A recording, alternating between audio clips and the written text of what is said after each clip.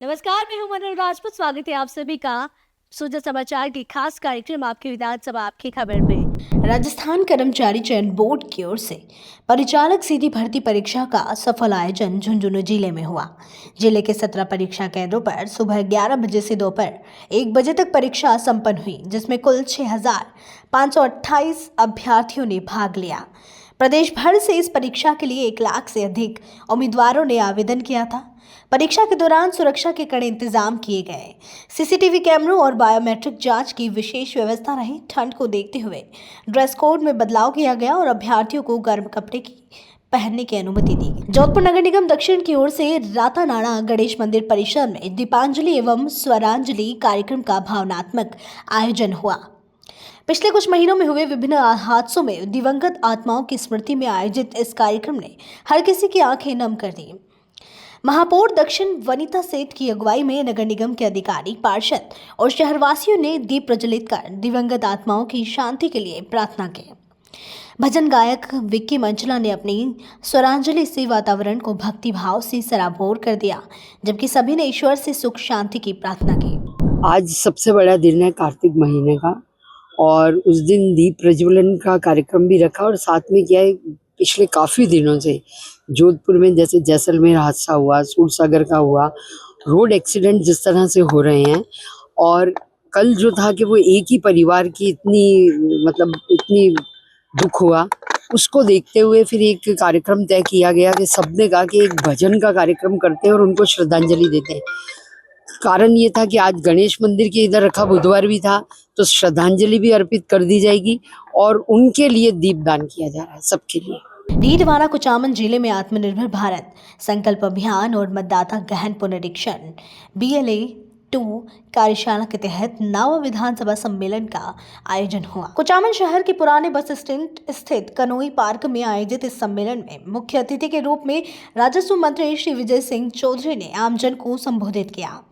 उन्होंने कहा कि आत्मनिर्भर भारत केवल एक नारा नहीं, बल्कि राष्ट्र निर्माण की दिशा में जनभागीदारी का सशक्त संकल्प है। आत्मनिर्भर भारत इस वक्त पूरे देश में चल रहा है और इसके माध्यम से हम अपने देश के युवा शक्ति को संदेश देना चाहते हैं कि ज़्यादा से ज़्यादा स्वदेशी वस्तु का उपयोग कर देश की अर्थव्यवस्था को मजबूत बनाएं, देश को आत्मनिर्भर बनाएं और युवाओं को नए रोजगार के द्वार खोलें। पंचायत समिति मालाखेड़ा के माधोगढ़ ग्राम पंचायत में किसानों को जैविक खेती के लिए प्रोत्साहित करने के उद्देश्य से कृषि विभाग ने मुख्यमंत्री गोवर्धन योजना के तहत केंचुए वितरित किए। विभाग का लक्ष्य है कि किसान अपने घरों में वर्मी बेड बनाकर जैविक खाद तैयार करें, जिससे मिट्टी की उर्वरता बढ़े और उत्पादन लागत घटे। कृषि पर्यवेक्षक अर्चना बुनकर ने बताया कि जैविक खाद से फसलों को बेहतर पोषण मिलता है और किसान कम लागत में अधिक उत्पादन कर सकते हैं। सरकार इस योजना के तहत 10,000 रुपये तक का अनुदान भी दे रही है। उनकी तुलना में बेस्ट है। इससे क्या है कि मिट्टी भी खराब नहीं होगी। किसान के जैसे जो एक्स्ट्रा लागत है DAP यूरिया की, वो लागत भी नहीं लगेगी। इसमें DAP यूरिया जो जितने भी कंपोनेंट्स होते हैं जैविक, जो फसलों के पोषण के लिए आवश्यक होते हैं, वो सभी जो जैविक खाद है उसमें अच्छे रहते हैं और ये मिट्टी की उर्वरता को भी बढ़ाती है। अच्छा, केंचुए किसान के मित्र माने जाते हैं? किसान के मित्र वो माने जाते हैं बाद में। तो अब जैसे इनसे दूर हटते जा रहे हैं, तो अब वापस क्या है कि मिट्टी की एक तो उत्पादकता गिरती जा रही है। किसानों की जैसे प्रधानमंत्री जी का नारा था कि जो अपने कम लागत में अधिक उत्पादन, उसके लिए जैविक खाद है वो सबसे बेस्ट युक्ति मानी जाती है। कि इसमें क्या है कि एक तो लागत भी कम लगती है, किसान अपने घर पे ही वर्मी बेड, और अब तो क्या है कि सब्सिडी दे रही है गवर्नमेंट। कृषि विभाग से जो 20 बाई 3 बाई 2 फुट की एक वर्मी बेड बनाई जाती है, उसमें केंचुए दे के कृषि विभाग की तरफ से सब्सिडी पे, और उसमें 10,000 रुपये सब्सिडी है, जिससे केंचुए का प्रोडक्शन करके खाद बना के और किसान भाई अपना उत्पादन बढ़ा सकते हैं। चिकित्सा एवं स्वास्थ्य मंत्री श्री गजेंद्र सिंह खींवसर बुधवार शाम सवाई मानसिंह अस्पताल के ट्रॉमा सेंटर पहुंचे, जहां उन्होंने सीकर रोड के हरमाड़ा क्षेत्र में हुए सड़क हादसे के घायलों से मुलाकात की। मंत्री खींवसर ने घायलों की कुशलक्षेम पूछी और परिजनों को हर संभव मदद का भरोसा दिया। उन्होंने चिकित्सकों से उपचार की जानकारी ली और घायलों को सर्वोत्तम चिकित्सा सुविधा उपलब्ध कराने के निर्देश दिए। उन्होंने कहा कि राज्य सरकार हादसे के मृतकों और घायलों के परिवारों के साथ है।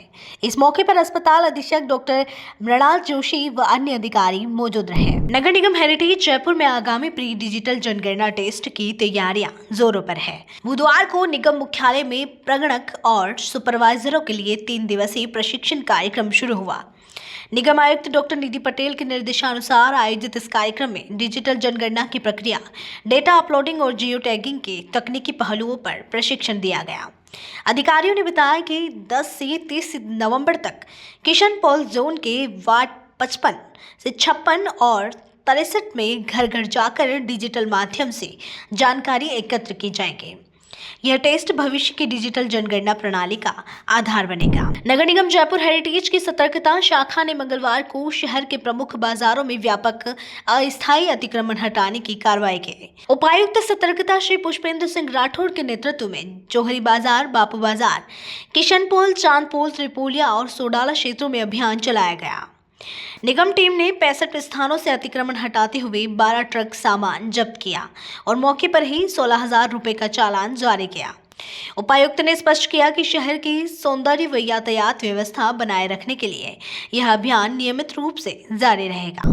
जिला वन अधिकारी श्री मानस सिंह के निर्देश पर अवैध खनन और लकड़ी परिवहन के खिलाफ चलाए जा रहे अभियान के तहत खेड़ली मोड़ वन नाके पर वन विभाग की टीम ने बड़ी कार्रवाई की। रेंजर श्री राजेश शर्मा की उपस्थिति में वनपाल रेणुबाला मीना और वन रक्षक श्री केशव सिंह ने चेकिंग के दौरान एक ट्रैक्टर ट्रॉली को रोका। ट्रॉली में बरगद की लकड़ी लदी थी और चालक के पास कोई वैधानिक दस्तावेज नहीं मिले। विभाग ने वाहन को जब्त कर खेड़ली मोड़ वन नाका परिसर में खड़ा कर दिया है। जयपुर जिला कलेक्टर डॉक्टर जितेंद्र कुमार सोनी की पहल पर सक्षम जयपुर कार्यक्रम के तहत गोविंदगढ़ पंचायत समिति के राजकीय उच्च माध्यमिक विद्यालय हाड़ौता में नारी चौपाला कार्यक्रम आयोजित हुआ। कार्यक्रम में नोडल अधिकारी प्रशिक्षु IAS श्री मृणाल कुमार सहित अन्य अधिकारी मौजूद रहे। नारी चौपाल में नाटक और सांस्कृतिक कार्यक्रमों के माध्यम से महिलाओं को सरकार की योजनाओं और कल्याणकारी कार्यक्रमों की जानकारी दी गई। साथ ही महिलाओं को अपनी समस्याएं और सुझाव रखने का मौका भी मिला। उपखंड अधिकारी श्री दिलीप सिंह ने कहा कि ऐसे कार्यक्रम महिलाओं को योजनाओं से जोड़ने और उनकी सक्रिय भागीदारी बढ़ाने में अहम भूमिका निभाते हैं। सर, आज ये क्या कार्यक्रम रखा गया है? राज्य सरकार की बजट घोषणा के अनुसार सक्षम अभियान के तहत जिला प्रशासन जयपुर की एक पहल है जिसमें नारी चौपाल का आयोजन किया जा रहा है। हर ब्लॉक पे एक नारी चौपाल का आयोजन किया जा रहा है, जिसमें जो महिला शक्ति को लेके जो विभिन्न प्रकार की अधिनियम बने हुए हैं, जो एक्ट बने हुए हैं, जो उनके लिए नियम कायदे कानून बने हुए हैं, जो संविधान में उनको प्रावधान है, उनको इन विभिन्न नुक्कड़ नाटकों और स्टेज परफॉर्मेंस के माध्यम से जो हमारे यहाँ पे जो स्कूली छात्राएं हैं, महिलाएं हैं, उनको यहाँ पे इकट्ठा किया गया है और उनको ये सब बताया जा रहा है कि आपके लिए क्या चीज़ें फ़ायदेमंद है, क्या नुकसानदायक है। साथ ही स्कूल में जैसे बच्चों को गुड टच, बैड टच और ये सब भी बताया जा रहा है।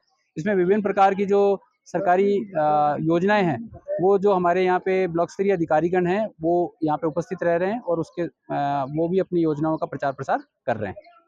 विधानसभा वेर के कृषि महाविद्यालय भुसावर में कृषि स्नातक विद्यार्थियों को फलदार बगीचों के उत्पादन को बढ़ाने के लिए वैज्ञानिक तरीकों की जानकारी दी गई। महाविद्यालय के डीन डॉक्टर उदयभान सिंह ने बताया कि किसान अक्सर सूखी और बीमार शाखाओं को कुल्हाड़ी से काट देते हैं, जो गलत तरीका है। उन्होंने कहा कि ऐसी शाखाओं को कृंतक आदि से नीचे से कट देकर काटना चाहिए ताकि छाल को नुकसान न हो। डॉक्टर सिंह ने कहा कि यदि किसान फलदार पौधों की खेती वैज्ञानिक तरीकों से करें तो उनकी आय और उत्पादन दोनों बढ़ाए जा सकते हैं। देवली शहर के गंगा गोरिया बालाजी महिला मंडल की ओर से मंगलवार को वैकुंठ चतुर्दशी के अवसर पर ठाकुर जी महाराज को नया सिंहासन भेंट किया गया। बालाजी के पुजारी पर यतेंद्र जोशी ने बताया कि इस अवसर पर शिव मंदिर छतरी चौराहा से गंगा गोरिया बालाजी मंदिर तक बैंड बाजे के साथ भव्य शोभा यात्रा निकाली गई। नगर पालिका बयाना में प्रधानमंत्री आवास योजना के तहत 50 लाभार्थियों को पक्के मकानों की चाबियां सौंपी गई। यह कार्यक्रम अधिशासी अधिकारी श्री अंकुर जैन के निर्देशन में आयोजित हुआ। चेयरमैन श्री विनोद कुमार अग्रवाल ने खुद सभी लाभार्थियों को गृह प्रवेश की चाबियां देकर नए जीवन की शुरुआत की शुभकामनाएं दी। इस मौके पर JN श्री करण सिंह और नगर पालिका के कर्मठ कर्मचारी श्री फरजाद चिड्डा सहित कई गणमान्य लोग मौजूद रहे। लाभार्थी परिवारों ने कहा कि मुख्यमंत्री श्री भजनलाल शर्मा और प्रधानमंत्री श्री नरेंद्र मोदी की सरकार ने जो काम किया है वह सराहनीय है। अब गरीब परिवारों को सुरक्षित और सम्मानजनक आवास मिल रहा है। बहुत खुशी हुई है। गरीब आदमियों को व्यवस्था बढ़िया है गई है। आवास योजना मोदी जी ने प्रवासी आवास योजना धन्यवाद कहना चाहती हूँ उनको। कैसा काम कर रहे हैं आपके हिसाब से सरकार बढ़िया काम कर रही है। गरीबों को गुजारा हो रहा, बेचारे बिना छत पे रह रहे, उनको छत को पैसे दे रहा है।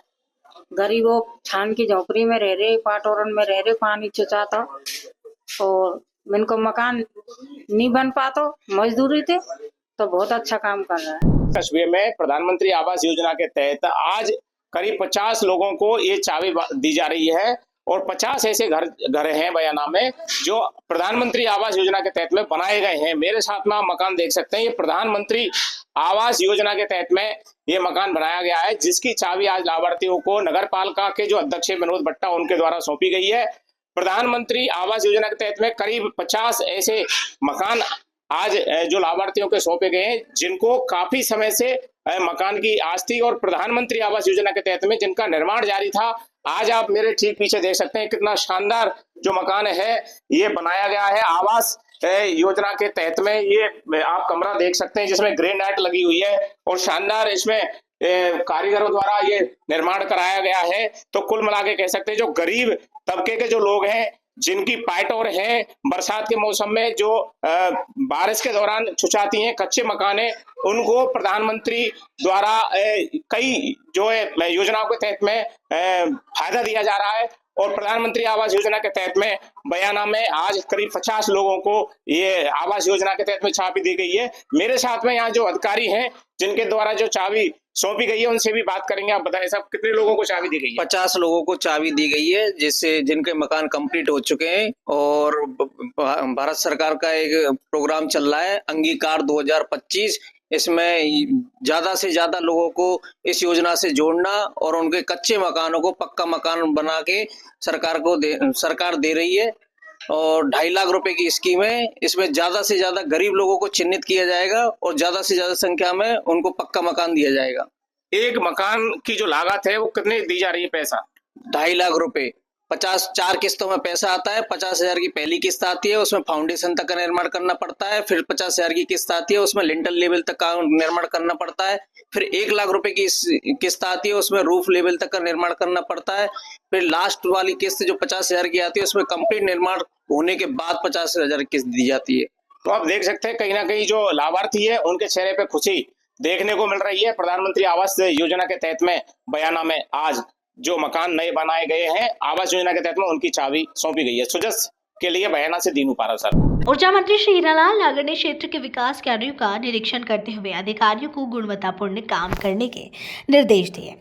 अपने दौरे के दौरान वे परखेड़ा गांव पहुंचे, जहां कुछ महीने पहले बनी इंटरलॉकिंग सड़कों पर कीचड़ जमा था और नालियों की दीवारें टूटने लगे थे। इस पर मंत्री श्री नागर ने अधिकारियों को मौके पर बुलाकर नाराजगी जताई और कहा कि जहां जहां इंटरलॉकिंग खराब हो गई है उसे उखाड़कर दोबारा निर्माण कराया जाए। साथ ही बाढ़ के पानी के सर्वे कर नाला निर्माण के निर्देश भी दिए। ग्रामीणों ने घोड़ादह एनीकट की मरम्मत की मांग भी रखी। बरखेड़ा गांव में जिस तरह से मैंने देखा कि वहां पर भी जो इंटरलॉकिंग हो रही थी उसमें घटिया सामग्री उपयोग हो रही है, वो वहाँ के संबंधित बीडीओ और आईएन को मैंने कहा है कि उसको उखाड़ करके दोबारा बनाया जाए और उसको सुनिश्चित किया जाए कि नालियां जहाँ नहीं बनी है वहाँ नालियां बनाएं और नालियों के साथ साथ जो भी इंटरलॉकिंग लग रही है उसके आसपास में घटिया सीमेंट लगा करके, कम सीमेंट लगा करके, और जो टूट फूट हो रही है अभी 2 महीने के अंदर ही वो नालियां टूट गई और वो इंटरलॉकिंग की साइड एक खत्म हो गई। उन सब की जांच करके नीचे पीसीसी नहीं हो रही है और उसमें घटिया हो रही है तो उसकी भी उखाड़ करके दोबारा करने के लिए कहा है। राजस्थान कर्मचारी चयन बोर्ड द्वारा आयोजित परिचालक सीधी भर्ती परीक्षा का भरतपुर जिले में शांतिपूर्ण माहौल में आयोजन किया गया। परीक्षा को सफल और निष्पक्ष बनाने के लिए जिला प्रशासन और पुलिस विभाग की ओर से कड़ी सुरक्षा इंतजाम किए गए। जिले में कुल 34 परीक्षा केंद्र बनाए गए थे। सभी केंद्रों पर परीक्षार्थियों को परीक्षा शुरू होने से 1 घंटे पहले तक ही प्रवेश दिया गया। प्रवेश के समय पहचान पत्र और एडमिट कार्ड की गहन जांच की गई। साथ ही सभी अभ्यर्थियों की बायोमेट्रिक जांच भी अनिवार्य रूप से की गई ताकि पूरी प्रक्रिया पारदर्शी रहे। अभ्यर्थियों ने बताया कि परीक्षा केंद्रों पर व्यवस्था संतोषजनक रही और उन्हें किसी प्रकार की परेशानी नहीं हुई। उदयपुर का शिल्पग्राम एक बार फिर सजेगा लोक संस्कृति और पारंपरिक कला के रंगों से। पश्चिमी क्षेत्र सांस्कृतिक केंद्र द्वारा आयोजित वार्षिक शिल्पोत्सव की तैयारियां जोरों पर है। मिट्टी की दीवारों से लेकर पारंपरिक झोपड़ियां तक हर कोना रंगों, दियों और लोक डिजाइनों से सजाया जा रहा है। देश भर से आने वाले शिल्पकार और लोक कलाकार अपने अपने क्षेत्र की कला और परंपराओं का प्रदर्शन करेंगे। लोक नृत्य, लोक संगीत, हस्तशिल्प प्रदर्शनी और फूड जोन इस बार भी दर्शकों का मन मोह लेंगे। उदयपुर का यह शिल्पोत्सव अब केवल एक आयोजन नहीं बल्कि सांस्कृतिक पहचान बन चुका है। राजस्थान एटीएम ने सांचौर से गिरफ्तार किए गए मौलवी ओसामा ओमस की पूछताछ में बड़ा खुलासा किया है। ओसामा पिछले 4 साल से अफगानिस्तान के आतंकी संगठन टीटीपी यानी तहरीक-ए-तालिबान पाकिस्तान की टॉप कमांडरों के संपर्क में था। पूछताछ में सामने आया है कि वह इंटरनेट कॉलिंग और एनक्रिप्टेड ऐप्स के जरिए बातचीत करता था और स्थानीय युवाओं को संगठन से जोड़ने की कोशिश कर रहा था। एटीएम ने अब तक 5 संदिग्धों को हिरासत में लिया है। डिजिटल डिवाइस फॉरेंसिक जांच के लिए भेजे गए हैं और एजेंसियां इस नेटवर्क के अंतर्राष्ट्रीय कनेक्शन की पड़ताल में जुटी है। प्रधानमंत्री श्री नरेंद्र मोदी के खेलो इंडिया फिट इंडिया अभियान की थीम पर जोधपुर जिले के लोडी विधानसभा क्षेत्र में सांसद खेल महोत्सव की शुरुआत हो गई है। 6 नवंबर से शुरू हुए इस आयोजन में हजारों खिलाड़ियों ने उत्साह के साथ हिस्सा लिया। खेल महोत्सव की शुरुआत शपथ ग्रहण के साथ हुई, जिसके बाद कबड्डी, खो खो, दौड़ और एथलेटिक्स जैसी प्रतियोगिताएं आयोजित की गई। कार्यक्रम के सुचारू संचालन के लिए शिक्षकों और अधिकारियों की टीमें बनाई गई। पहले ही दिन खिलाड़ियों और ग्रामीणों का जोश देखने लायक रहा। विजेता प्रतिभागी अब ब्लॉक स्तरीय मुकाबलों में हिस्सा लेंगे। हमारे देश के प्रधानमंत्री आदरणीय नरेंद्र मोदी जी की थीम है कि खेलो इंडिया फिट इंडिया।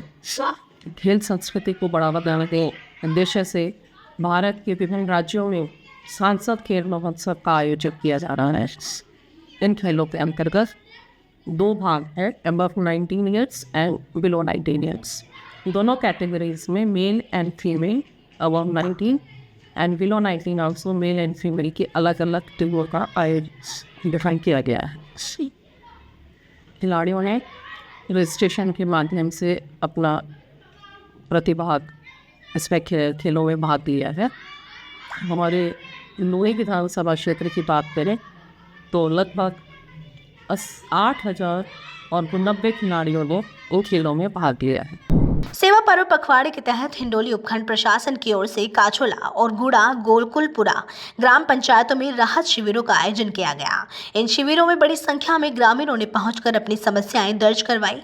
शिविर में सीमा ज्ञान, मनरेगा कार्य, साफ सफाई, चिकित्सा सेवाएं, सड़कों की मरम्मत और भूखंडों के पट्टों के नवीनीकरण से जुड़े प्रकरण प्रमुख रहे। तहसीलदार श्री रतनलाल मीणा ने बताया कि सभी मामलों का निस्तारण प्राथमिकता से किया जाएगा। प्रशासन ने इस पहल से ग्रामीणों में संतोष नजर आया।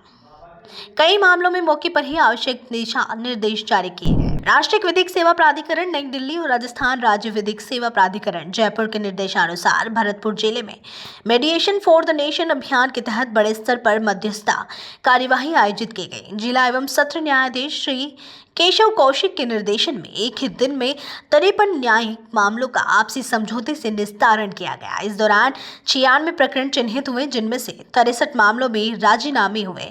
मध्यस्थता के दौरान एक दंपति ने 2 साल बाद सुलह कर एक दूसरे को माला पहनाई, जिससे न्यायालय परिसर तालियों से गूंज उठा। हमारा 2 साल से प्रकरण चल रहा था पैसे का लेन देन का, आपसी सहमति से केस फाइनल हो गया।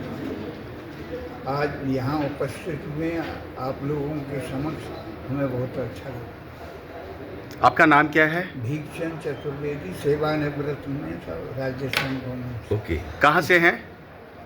वैसे 119 कृष्णा नगर में रहता हूँ और सेवानिवृत्त सांख्यिकी विभाग से। अब क्या हुआ? राजीनामा? अच्छा, अब एक साथ रहोगे हमेशा। कहाँ के हो आप? गोपालगढ़ भरतपुर। भरतपुर के। आपका कैसा लग रहा है अब? अच्छा लग रहा है। पहले अकेले मतलब विवाद हो गया तो अकेले रह रहे थे, अब आपके साथ है। क्या नाम है आपका? कहूँगे कि आज जनता का बहुत अच्छा रुझान रहा। आज गुरु पूर्व का पर्व है और गुरु नानक देव जी ने जो हमारे भाईचारे और जो आपसी समझौते से, आपसी समझ से जो भाईचारे का व्यवहार बना के रखने के लिए सीख दी है, आज उस वाकई चरितार्थ हुई है। नेशनल लीगल सर्विस अथॉरिटी के तत्वाधान में और राजस्थान स्टेट लीगल सर्विस के अथॉरिटी के तत्वाधान में हमारे राजस्थान हाई कोर्ट का और सुप्रीम कोर्ट का एक मेडिसिन फॉर नेशन प्रोग्राम है। उसके तहत आज हमने भरतपुर मुख्यालय पे और 4 तालुका मुख्यालयों पे उज्जैन, भुसावर जो कि तालुका मुख्यालय नहीं लेकिन वहाँ पर भी हमने आज मेडिसिन फॉर नेशन प्रोग्राम का कैंप लगाया, जिसमें फैमिली मैटर, चेक के, सिविल डिस्प्यूट्स, भाई भाई के, पड़ोसियों के सुबह से अब तक लगभग 53 केसेस हमारे डिसाइड हो चुके हैं, राजीनामा हो चुके हैं। और मैं समझता हूँ आज इतनी ज़्यादा जो सकारात्मक परिणाम रहे जो इसके, तो उसी को देखते हुए मैं भरतपुर की जनता से, भरतपुर न्याय क्षेत्र में आने वाले सभी प्रकरणों में जनता से अपील करता हूँ कि वो ज़्यादा से ज़्यादा प्रकरणों में अपना राजीनामा के माध्यम से निस्तारण करावें। एक बहुत अच्छी पहल है। इस तरह के जो समझौता होते हैं उनमें किसी तरह कोई अपील नहीं है, कोई रिवीजन नहीं है। Thank you very much. 2.5 साल से अलग रह रहे थे, कुछ विवाद हो गया था बीच में, उसके कारण अलग हो गए। आज सर द्वारा एक हो गए, दोबारा से जिंदगी बढ़िया शुरू करने की बिहारी जी से आशीर्वाद भी लिया है और सर का भी आशीर्वाद लिया है नई जिंदगी में। विधानसभा आपकी खबर में फिलहाल के लिए इतना ही। तब तक के लिए दीजिए मुझे इजाजत और हमारे चैनल को लाइक, सब्सक्राइब और शेयर करना ना भूलें।